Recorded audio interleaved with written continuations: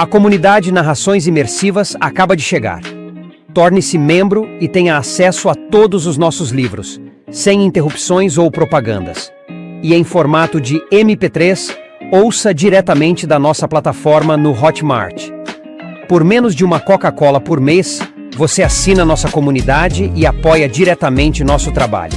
Não perca mais tempo e venha curtir mais uma forma de ouvir narrações imersivas. Link para assinar a comunidade na descrição ou no primeiro comentário fixado. Fique agora com mais um episódio imersivo.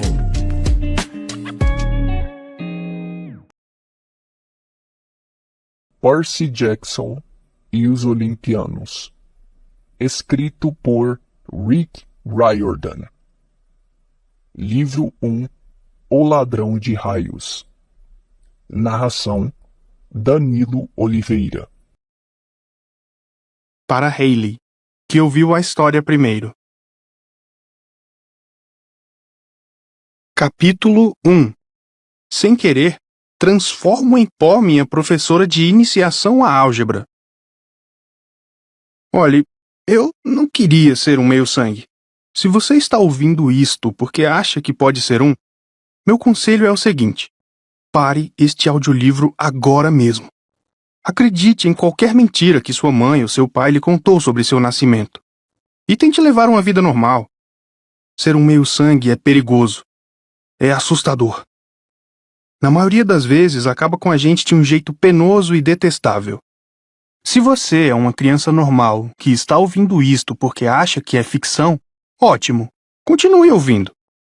Eu o invejo por ser capaz de acreditar que nada disso aconteceu. Mas, se você se reconhecer nestas páginas, se sentir alguma coisa emocionante lá dentro, pare de ouvir imediatamente. Você pode ser um de nós. E, uma vez que fica sabendo disso, é apenas uma questão de tempo antes que eles também sintam isso e venham atrás de você. Não diga que eu não avisei. Meu nome é Percy Jackson. Tenho 12 anos de idade. Até alguns meses atrás era aluno de um internato na Academia Yancey, uma escola particular para crianças problemáticas no norte do estado de Nova York. Se eu sou uma criança problemática? Sim, pode-se dizer isso. Eu poderia partir de qualquer ponto da minha vida curta e infeliz para prová-lo. Mas as coisas começaram a ir realmente mal no último mês de maio, quando nossa turma do 6º ano fez uma excursão a Manhattan. 28 crianças alucinadas e 2 professores em um ônibus escolar amarelo indo para o Metropolitan Museum of Art, a fim de observar velharias gregas e romanas. Eu sei, parece tortura. A maior parte das excursões da Yancey era mesmo, mas o Sr. Brunner, nosso professor de latim, estava guiando essa excursão. Assim, eu tinha esperanças. O Sr. Brunner era um sujeito de meia-idade em uma cadeira de rodas motorizada. Tinha o cabelo ralo, uma barba desalinhada e usava um casaco surrado de tweed, que sempre cheirava a café. Talvez você não o achasse legal, mas ele contava histórias e piadas e nos deixava fazer brincadeiras em sala. Também tinha uma impressionante coleção de armaduras e armas romanas. Portanto, era o único professor cuja aula não me fazia dormir. Eu esperava que desse tudo certo na excursão. Pelo menos tinha esperança de não me meter em encrenca dessa vez. Cara, como eu estava errado. Entenda, coisas ruins me acontecem em excursões escolares. Como na minha escola da 5ª série, quando fomos para o campo de batalha de Saratoga, e eu tive aquele acidente com um canhão da Revolução Americana. Eu não estava apontando para o ônibus da escola, mas é claro que fui expulso do mesmo jeito. E antes disso, na escola da 4ª série, quando fizemos um passeio pelos bastidores do tanque dos tubarões do mundo marinho, e eu, de alguma forma, acionei a alavanca errada no passadiço, e nossa turma tomou um banho inesperado. E antes disso, bem, já dá para você ter uma ideia. Nessa viagem eu estava determinado a ser bonzinho. Ao longo de todo o caminho para a cidade, aguentei Nancy Bobofit, aquela cleptomaníaca ruiva e sardenta, acertando a nuca do meu melhor amigo Grover, com pedaços de sanduíche de manteiga de amendoim com ketchup. Grover era um alvo fácil. Ele era magrelo, chorava quando ficava frustrado. Devia ter repetido de ano muitas vezes, porque era o único no 7º ano que tinha espinhas e uma barba rala começando a nascer no queixo. E ainda por cima, era aleijado. Tinha um atestado que o dispensava da educação física pelo resto da vida, porque tinha algum tipo de doença muscular nas pernas.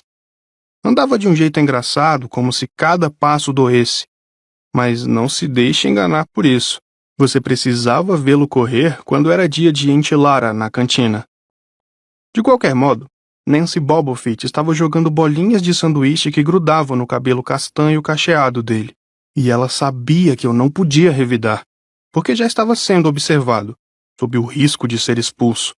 O diretor me ameaçara de morte com uma suspensão na escola, ou seja, sem poder assistir às aulas, mas tendo de comparecer à escola e ficar trancado numa sala fazendo tarefas de casa, caso alguma coisa ruim, embaraçosa ou até moderadamente divertida acontecesse durante a excursão. Eu vou matá-la, murmurei. Grover tentou me acalmar. Está tudo bem. Gosto de manteiga de amendoim. Ele se esquivou de outro pedaço do lanche de Nancy. Agora chega! Comecei a levantar, mas Grover me puxou de volta para o assento. Você está sendo observado, ele me lembrou. Sabe que será culpado se acontecer alguma coisa. Quando me lembro daquilo, preferiria ter acertado Nancy Bobofit no ato.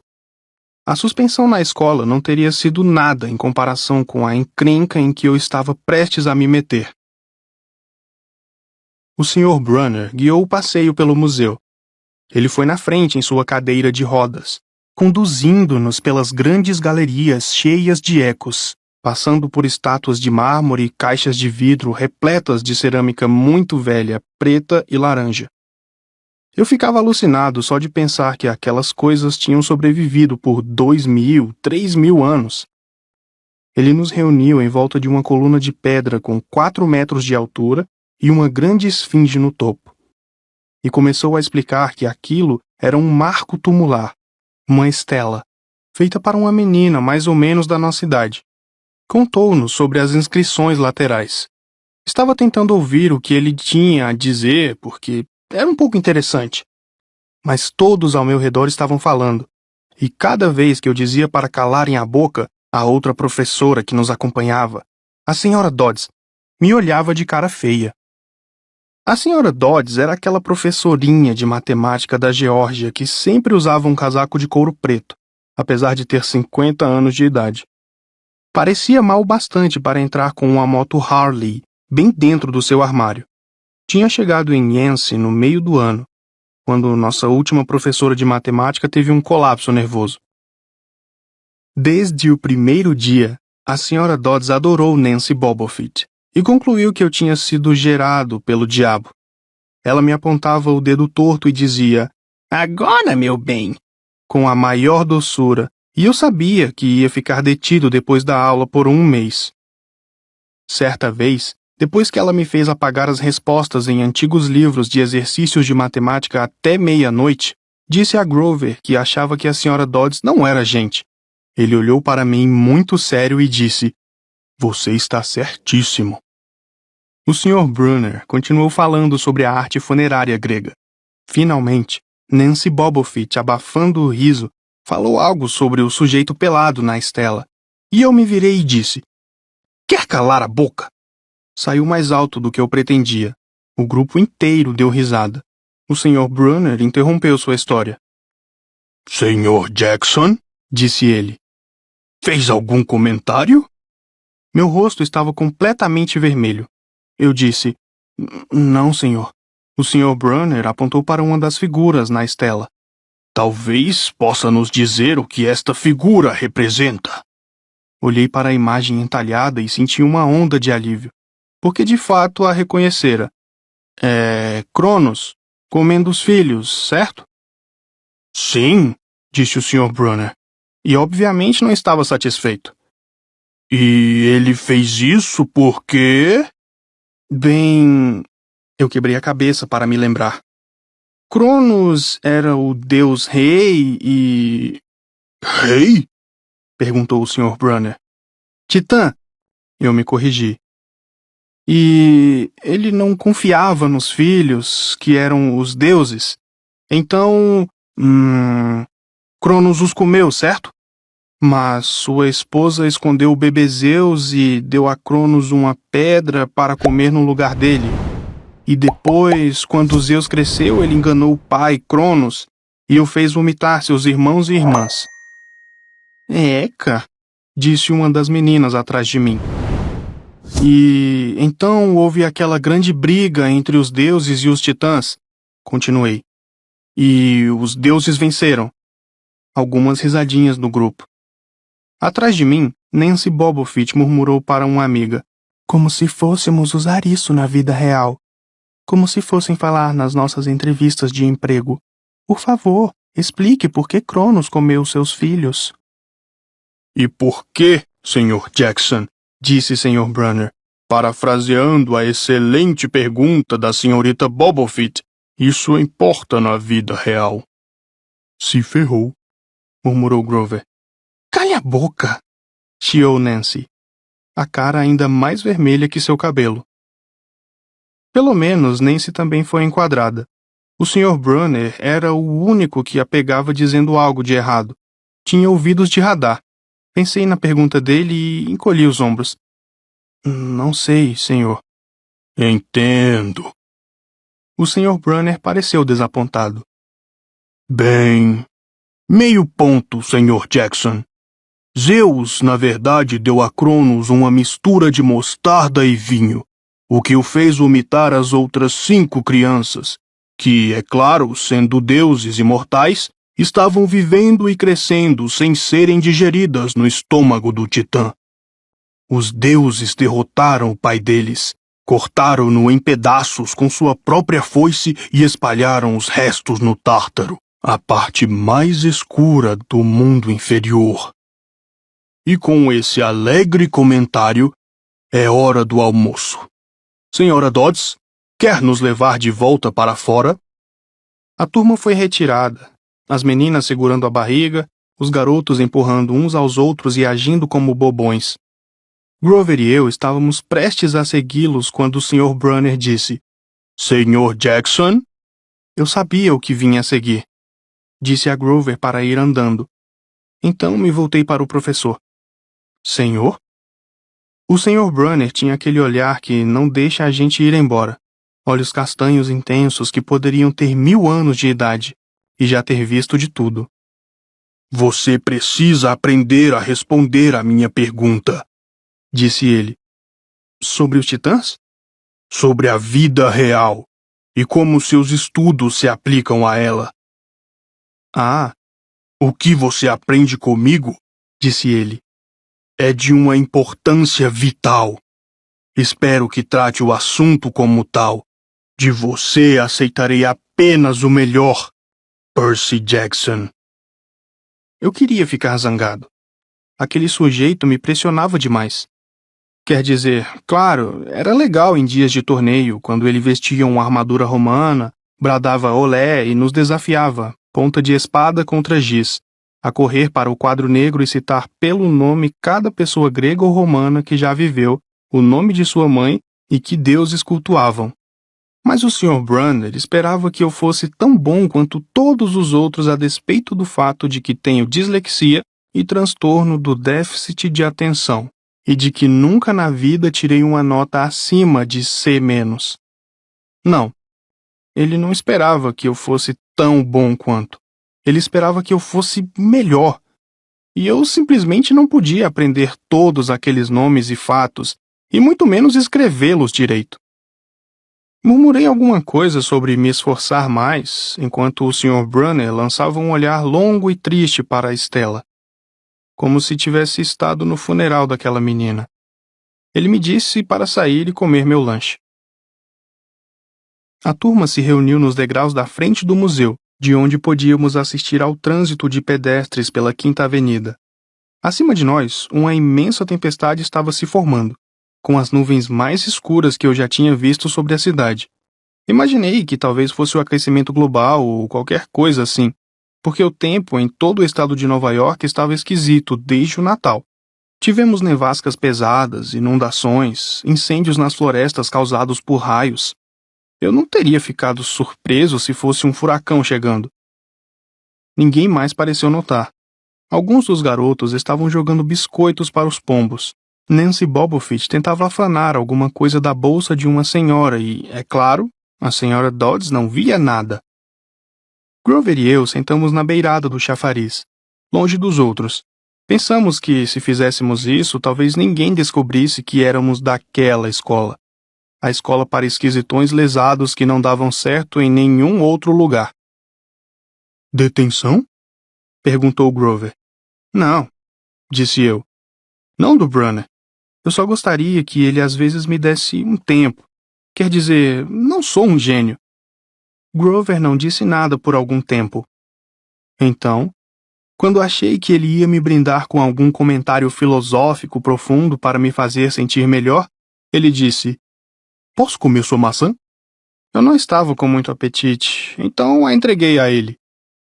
Observei os táxis que passavam descendo a Quinta Avenida e pensei no apartamento de minha mãe, na área residencial próximo ao lugar onde estávamos sentados. Eu não a via desde o Natal. Tive muita vontade de pular em um táxi e ir para casa.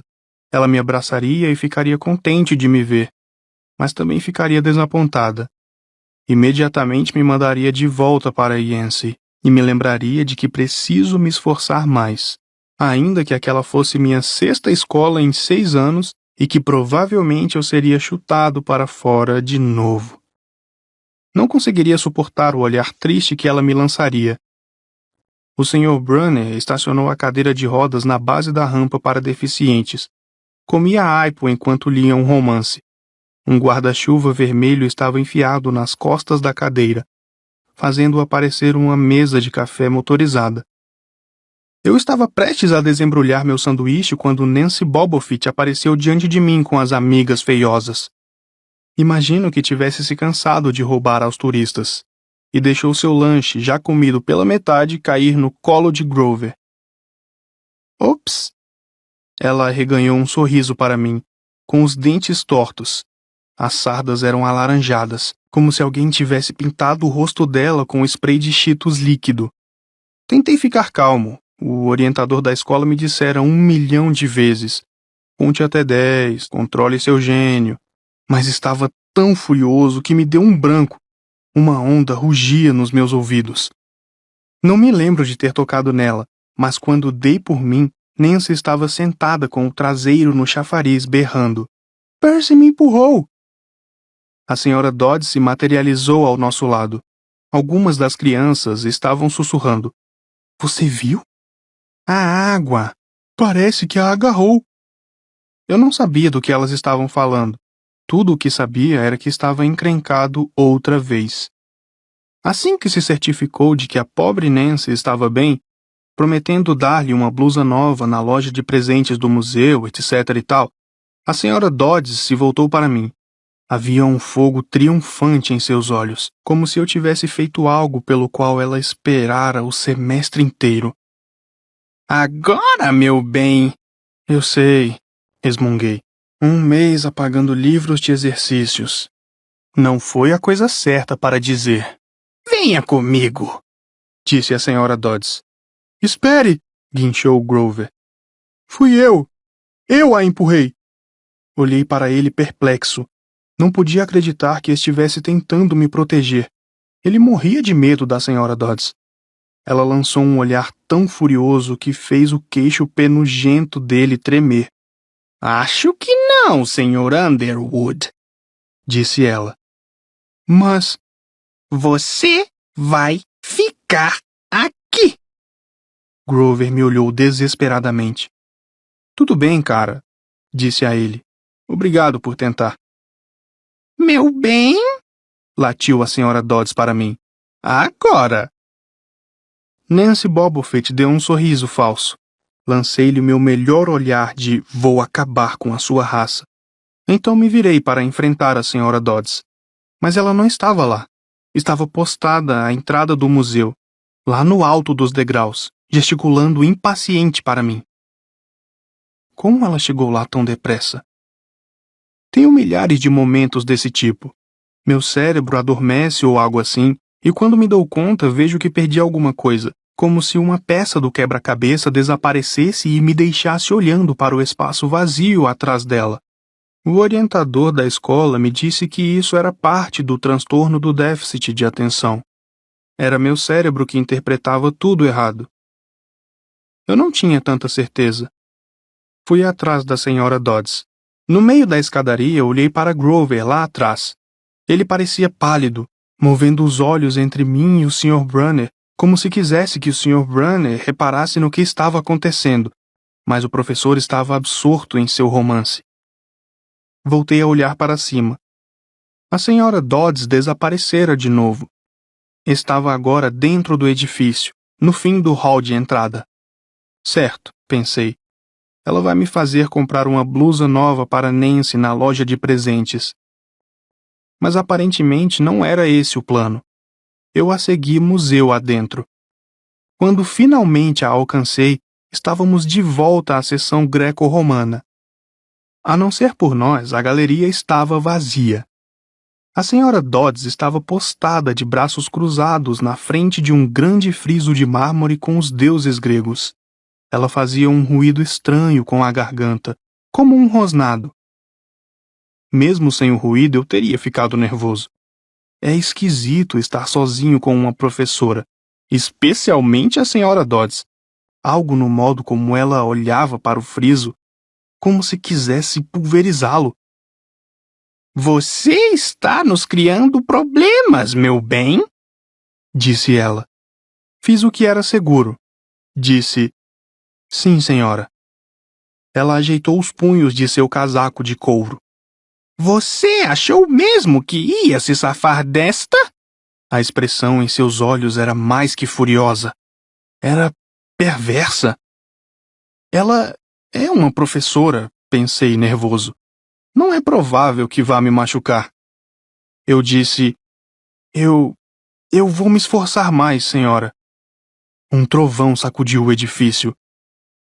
Nós não somos bobos, Percy Jackson, disse a senhora Dodds. Seria apenas uma questão de tempo até que o descobríssemos. Confesse e você sentirá menos dor. Eu não sabia do que ela estava falando. Tudo o que pude pensar foi que os professores haviam descoberto o estoque ilegal de doces que eu estava vendendo no meu dormitório. Ou talvez tivessem descoberto que eu pegara meu trabalho sobre Tom Sawyer na internet sem ter nem lido o livro. E agora iam retirar minha nota. Ou pior, iam me obrigar a ler o livro. E então? Exigiu. Senhora, eu não... O seu tempo se esgotou, sibilou ela. Então, algo muito estranho aconteceu. Os olhos dela começaram a brilhar como carvão de churrasco. Os dedos se esticaram, transformando-se em garras. O casaco se fundiu em grandes asas de couro. Ela não era humana. Era uma bruxa má e enrugada, com asas e garras de morcego e com uma boca repleta de presas amareladas. E estava prestes a me fazer em pedaços. Então as coisas ficaram ainda mais esquisitas. O Sr. Brunner, que estava na frente do museu 1 minuto antes, foi com a cadeira de rodas até o vão da porta da galeria, segurando uma caneta. Olá, Percy! Gritou ele e lançou a caneta pelo ar.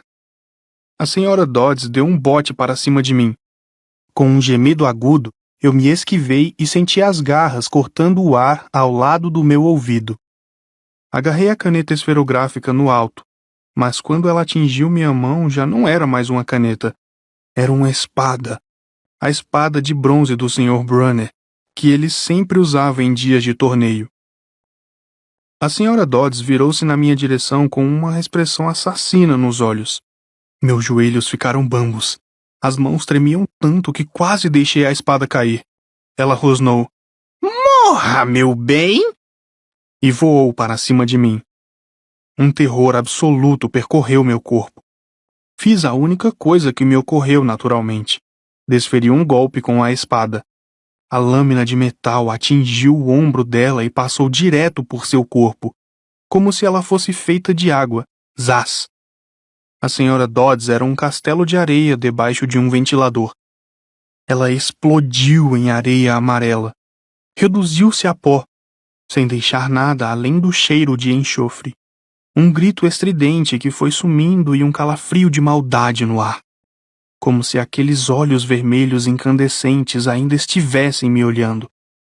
Eu estava sozinho. Havia uma caneta esferográfica na minha mão. O Sr. Brunner não estava lá. Não havia ninguém lá além de mim. Minhas mãos ainda estavam tremendo. Meu lanche devia estar contaminado com cogumelos mágicos ou coisa assim. Será que eu havia imaginado tudo aquilo? Voltei para o lado de fora. Tinha começado a chover. Grover estava sentado junto ao chafariz com um mapa do museu, formando uma tenda em cima de sua cabeça. Nancy Bobofit ainda estava lá, encharcada do banho no chafariz, resmungando para as amigas feiosas. Quando me viu, disse: "Espero que a senhora Kerr tenha chicoteado seu traseiro." "Quem?" respondi. "Nossa professora, Dan." Eu pisquei. Não tínhamos nenhuma professora chamada Sra. Kerr. Perguntei a Nancy de quem ela estava falando. Ela simplesmente revirou os olhos e me deu as costas. Perguntei a Grover onde estava a Sra. Dodds. "Quem?" respondeu ele. Mas Grover primeiro fez uma pausa, e não olhou para mim. Portanto, pensei que estivesse me gozando. "Não tem graça, cara", disse a ele. "Isso é sério." Um trovão estourou no alto. Vi o Sr. Brunner sentado embaixo do guarda-chuva vermelho, lendo seu livro, como se nunca tivesse se mexido. Fui até ele. Ele ergueu os olhos um pouco distraído. "Ah, é a minha caneta. Por favor, traga seu próprio instrumento de escrita no futuro, Sr. Jackson." Entreguei a caneta ao Sr. Brunner. Não tinha notado que ainda a estava segurando. "Senhor", disse eu. "Onde está a Sra. Dodds?" Ele olhou para mim com a expressão vazia. "Quem?" "A outra professora que nos acompanhava, a Sra. Dodds, professora de iniciação à álgebra." Ele franziu a testa e se inclinou para a frente, parecendo ligeiramente preocupado. "Percy, não há nenhuma Sra. Dodds nesta excursão. Até onde sei, nunca houve uma Sra. Dodds na Academia Yancey. Está se sentindo bem?"